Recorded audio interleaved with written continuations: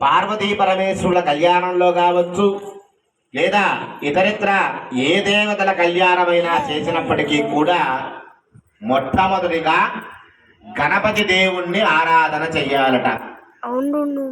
మనం ఒక పసుపు తీసుకొని ఆ పసుపును కాస్త ముద్దగా తయారు చేసి ఆ ముద్దకి కాస్త బొట్టు పెట్టి ఆయనకి ప్రాణ ప్రతిష్ఠ చేసి అర్ఘ్య పార్ఘ్య ఆచమనీయాలన్నీ కూడా ఇచ్చి ఆయనని పూజ చెయ్యాలట.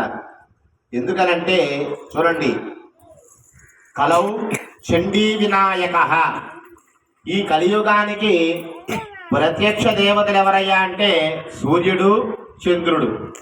అలాగే ఈ కలియుగంలో మనం ఎవరిని ఎక్కువగా కొలుస్తాము, ఎవరిని ఎక్కువగా ఆరాధన చేయాలయ్యా అంటే కలియుగ ప్రత్యక్ష దైవమైనటువంటి సాక్షాత్తు వెంకటేశ్వర స్వామి వారు, అలాగే అన్నవరంలో ఉన్నటువంటి సత్యనారాయణ స్వామి వారు కలియుగంలోనే వెలిశారు.